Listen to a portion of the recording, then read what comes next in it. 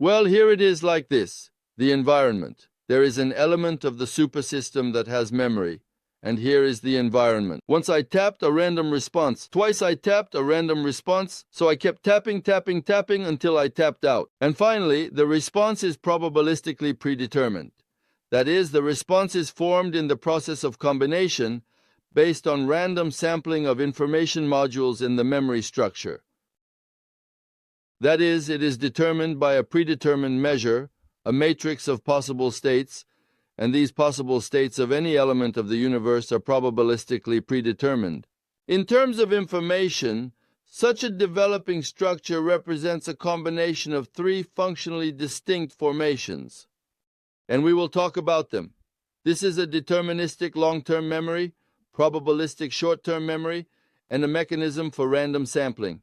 How does this happen now in the universe? How does deterministic long-term memory work? Probabilistic operational memory, probabilistic short-term memory, and the mechanism of random sampling. So this is how it happens now in the universe. How does this deterministic long-term memory work? Two graphs are drawn. This is the environment, it oscillates, and therefore there is some structure here. So the environment affects the structure. And look at what happens. The reading of information occurs when the system enters resonance.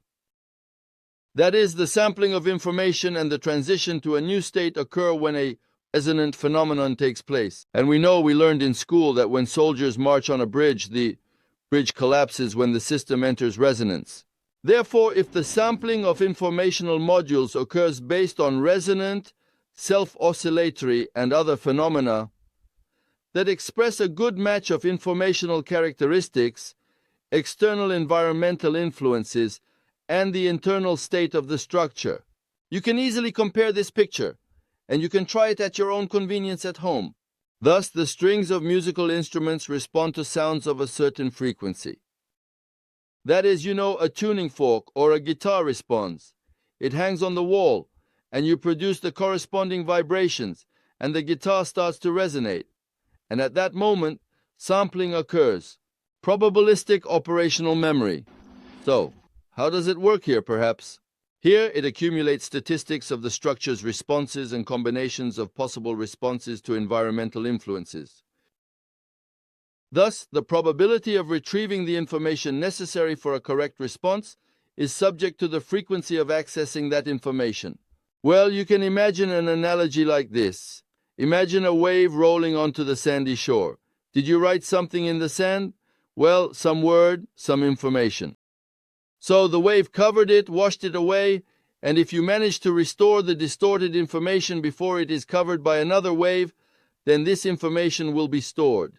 That is, this probability of retrieval, necessary for a correct response of information, is subject to the frequency of access to this information under the influence of the environment, and the speed of the random search mechanism of information modules. Resonant and self-oscillatory phenomena are present here just as in the first case, but unlike the first case, they lead, in addition to the response, to changes in the organization of information-deficient levels of the structure. The reaction to the question answer here is ambiguous due to the information deficiency of the structure. And finally, the third component, the random search mechanism. So, the random search mechanism combines both the first aspect we discussed and the second case. And here the reading of information occurs if we depict it graphically, not only when the frequency matches, but it happens at the moment of phase coincidence. Look, the environment and the system, if the phases coincide, at that moment the information is sampled. Or here, the phases have coincided, and the information is also sampled. So, if there is a phase coincidence of processes, in science this is called synchrony, coherence, then the necessary information is sampled. If this is not the case, the information is unavailable. And then here is a verbal formula. Look at it carefully, and let's think about it. And now we will read it out loud, in parts, so it becomes clear what we have twisted with these phases. It turns out that in information-deficient levels of structure, the emergence of coherence, that is, the synchrony of some processes with other external and internal processes. What is this? This is certainly a change in its qualitative state for a certain period, during which new formations can arise, new processes will emerge. As a result, after this coherence, the phase coincidence, the structure can no longer return to its previous state. That is, a particular step will be taken in the near future, in the development of this structure. Moreover, the factor of timeliness, coherence in relation to processes can be understood in two ways, and in the sense of a narrow time interval, during which there is a certain phenomenon, and for structures that have memory, no later than when they need this information in their development. And now remember what we covered. Remember the global evolutionary process and the rocket process, where these steps were: first reptiles appeared, then amphibians, first plants appeared, then animals, meaning unicellular organisms, then more complex forms, and so on. These steps occurred, and under the influence of what? And now connect what we are talking about. Moreover, all of this happened in a timely manner, at the right time. Is this just by chance? Materialists say it is by chance. That is, they do not see a factor of control here, and they also do not see the factor of its temporality. And now I will lay something even cooler on you. We have studied the law of time, right? That is, when a resonant phenomenon occurs, when the frequency of biological time coincides with social time, there is something to think about. Well, I will say briefly that this coincidence. Before our civilization, there was a civilization that apparently developed along a biogenic path of development. But in its social development, this civilization reached a dead end due to the fact that its social structure was totalitarian. In Atlantis lived the leaders of civilization, but they kept the rest of the planet's population as working cattle, livestock, and to prevent them from consuming too much, there was even a ban on the wheel. Why? Because where the wheel appears, the so-called scientific and technological progress begins, and people start to develop there. And in the ancient legends of the Incas, particularly the Olmecs, in ancient Buddhist, or rather Tibetan manuscripts, there is a prohibition on the wheel that was established. So, what is this about? That the rulers of the planet achieved a high level of development, perfection over the others, so that they did not consume goods, keeping the masses as working cattle. But the higher intelligence had certain goals in relation to us, and each person is an individual. And if the super system and each person do not fulfill the tasks assigned to them by God, then, no matter how you hang the ropes, the end will always come. And it was not God who destroyed Atlantis, but the leaders of the civilization themselves created a state in which this civilization was doomed. But God, He is wise, right? Therefore He understood that people endowed with such great free will by Him cannot escape the captivity of elitism, due to the factors we have discussed. Therefore, humanity was set on a new process along the technocratic path of development. And this technocratic path of development led to the fact that the totalitarian society objectively began to collapse. As knowledge in the new technocratic society must be given to all layers of society. In other words, God, to put it simply, brought humanity to a state where the system of totalitarianism objectively came to an end. However, for this to happen, since processes in the universe are oscillatory in nature, we are not biobots with on-off switches. That is, we turned on and became different. No. It took hundreds of years for humanity as a super system to transition into new qualities. Here, the process took a step. And what was this achieved through? It was through resonant phenomena, the coincidence of biological time and social time. and the system can no longer return. We have considered the factor of the timeliness of such a phenomenon.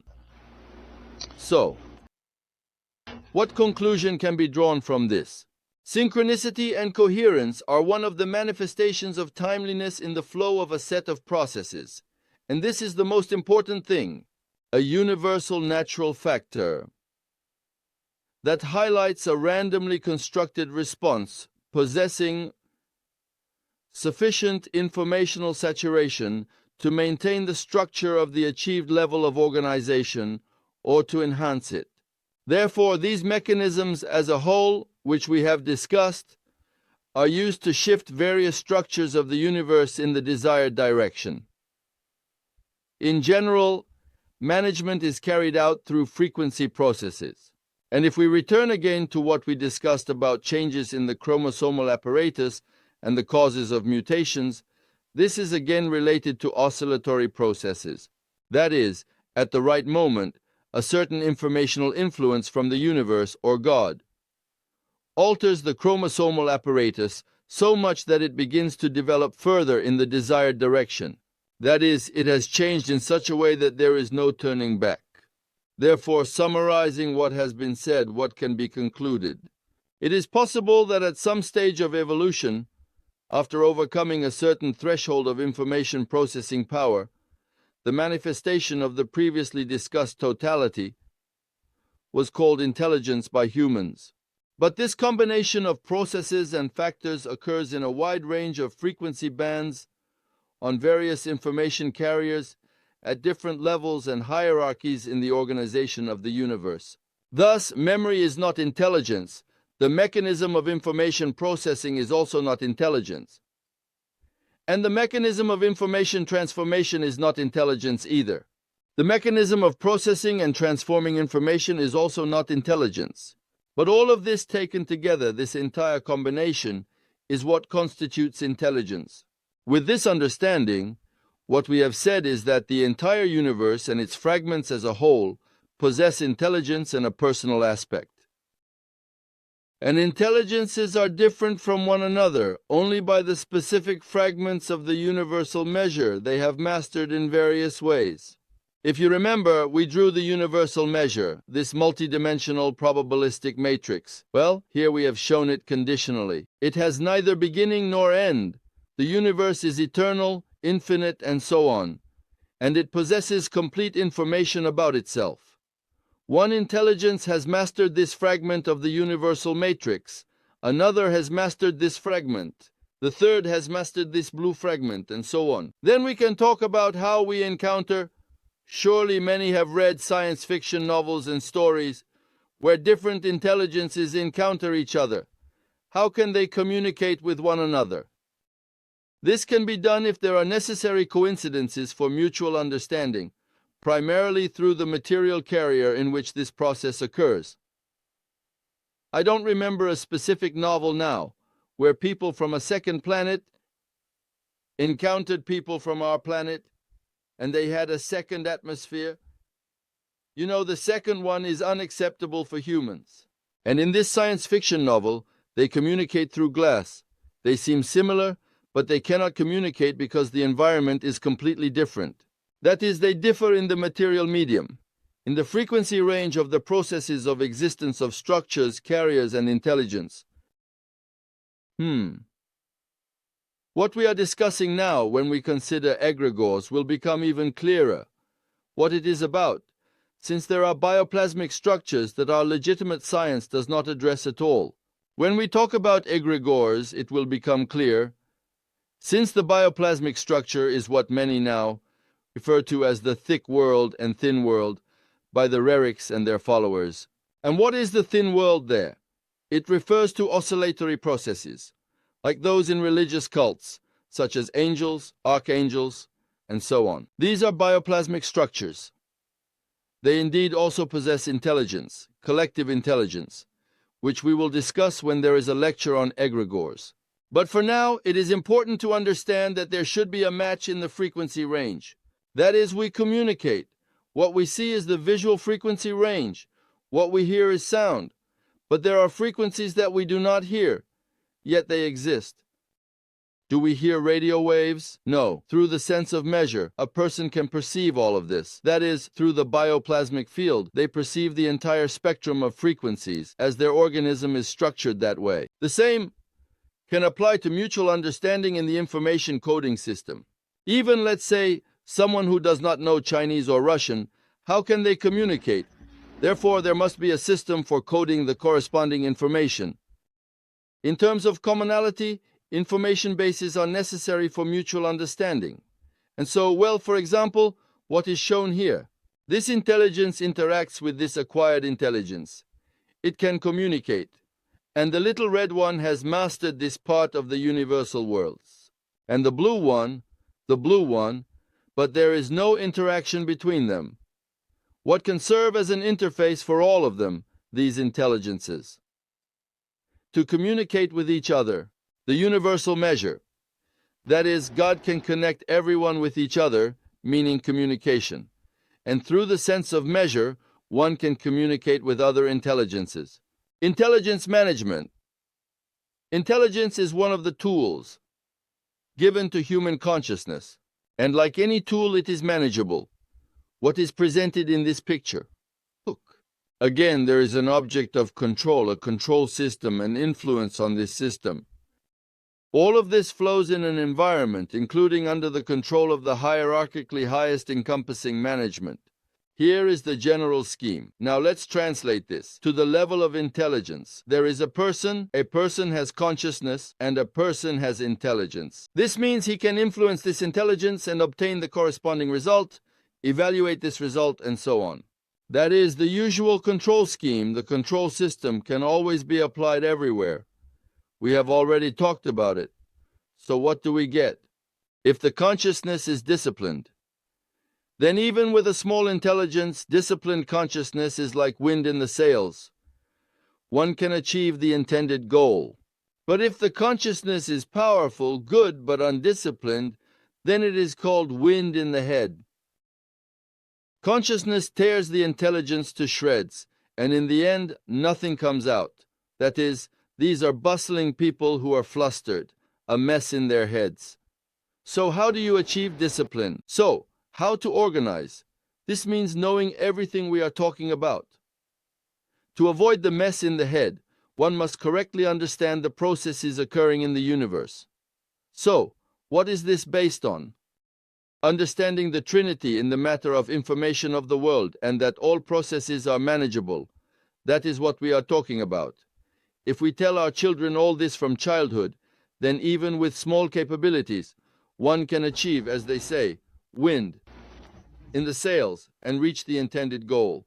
And with undisciplined consciousness, nothing comes out. And this is not taught in school or anywhere else. This is not even talked about at all, in any way whatsoever. Now, let's summarize everything we have talked about. The presentation of views on intelligence from the position of a sufficiently general theory of control is inevitable, primarily because the concept of a complete control function cannot be introduced without the concept of intelligence. Well, I remind you once again, remember that when defining a complete control function, it is necessary to identify the factor that affects the system, incorporate it into the goal vector, that is, how to handle these disturbing influences, how to formulate the control concept. All of this implies the presence of intelligence, that is, the ability to generate new informational modules from oneself, that is, from what you possess. In this case, the representation of the process of the existence of the universe. As a process of self-management, according to some, even if unknown to us, complete control function inevitably leads to the concept of the highest of intelligences guiding this self-management process of the universe according to some complete control function. And indeed, if we refer to the sources of sacred scriptures, it is said in the Quran, "You do not see any disproportion in the creation of the merciful." And indeed, all processes are orderly. The moon does not fall to the earth. The earth revolves around the sun. The sun is there. Everything is orderly. Everything is in harmony. There are no elements of chaos. All processes are oscillatory. If something changes, then, for us, of course, it means that a star has extinguished, yes, that some part of the universe has changed, somewhere it has originated, and so on. Therefore, if there were no management, then all comets and planets would be in chaos, colliding with each other, leading to complete disorder and lawlessness. But we do not see lawlessness. Again, a reference. You do not see any disproportion in the creation of the merciful. That is, with such reasoning, it turns out that all processes in the universe are led by the highest management of intellects, which is called God. Again, let's recall the novel by Mikhail Afanasyevich Bulgakov. Do you remember how it begins?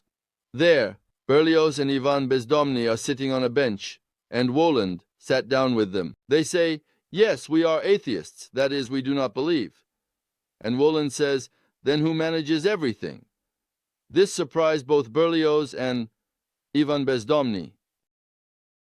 Reread that scene, take a look, and I again strongly recommend you to read the work of the internal predictor of the USSR, Master and Margarita, Hymn to Demonism, or the Gospel of Unconditional Faith. Therefore, these reflections lead to the conclusion that the highest of intellects exists.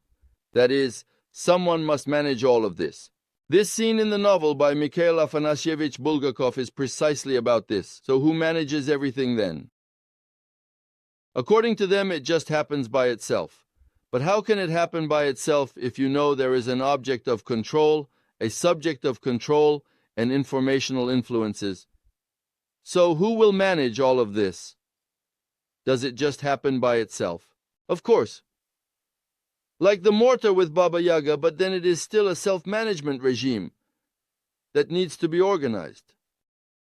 Therefore, such a formulation of the question and its answer ultimately leads to what? This logic is incompatible. The general theory of control is incompatible with atheism, both materialistic and idealistic. Materialistic atheism directly states that there is no God, while idealistic atheism is more sophisticated. It says that God exists, but God is the one I tell you about, not the one that actually exists. So what is this about? There is a God who exists, while all religions speak of a God who does not. This is the essence if we simplify it. Therefore, the logic, the general theory of control, is incompatible with atheism. And atheistic variations on the theory of control, etc., either place man in the position of God or lose the commonality of presentations as soon as they touch on the topic. The global historical process means the processes occurring in the universe, since they cannot utter the word God or hierarchical, the highest encompassing control in relation to humanity. Therefore, this atheistic consciousness in this part, this fragment, what does it lead to? Since there is no recognition of what actually exists, some fragments of the vision of the control processes that actually exist fall out of atheistic consciousness, and the hierarchical nature of their perception by consciousness is disrupted. And what does this lead to? And this leads to the fact that when solving all tasks, the setting of the goal vector, the assessment of the current state vector, means not taking into account what actually exists, leads to errors in setting the tasks themselves, and naturally leads to management errors. That is, the goal vector is simply set in the wrong direction. Because imagine if you...